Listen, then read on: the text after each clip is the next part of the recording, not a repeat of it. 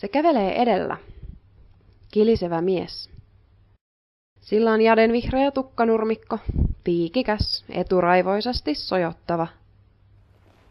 Kävelee huojuen hiukan. Aika pitkä, tai joissain aineissa. Hanaviineissä, bussipissessä.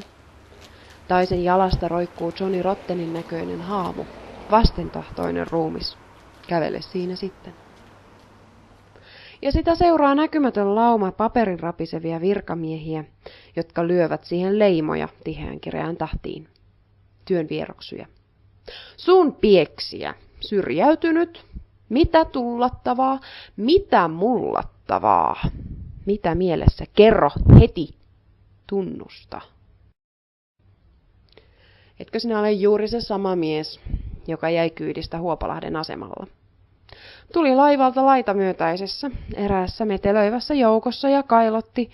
Mä en ole vittu ollut töissä sitten 70-luvun lopun. No jaa, väkisinkin hymyilyttää takana kulkijaa. Sellainen leimojen määrä, melko tyypillisiin osoitteisiin, turistikohteisiin, kliseisiin, matkalaukku, sarjatuotantoa. Paremmilla kengillä ja vahvemmilla jaloilla ohitan sen viitosen kulmassa. Se jää taakse, kilisevä mies. Tekisi mieli kirjoittaa sille onnellinen loppu. Helisevä tyttö, joka juoksee kulman takaa. Höyryävä kielarien ketju pakkassäähän. Mutta se olisi suorastaan imelää jo, eikä jousisoittimet sovi näille huudeille. Ja turha tässä on syyllisyyttä potea. Kiemurrella.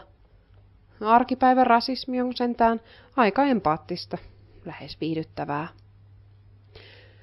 No, ainakin sillä on jossain kolo ja luola ja kellariluukku. Ja se soittaa kitaraa tai rumpuja niin, että tärisee. Johnny Rottenin näköinen haamu istuu takanojassa betonilattialla. Raivoseinää vasten ja vetää viivaan nenänpieli valkoisena. Kalkki haisee seinästä ja viemäri tietty. Se on varmaa se.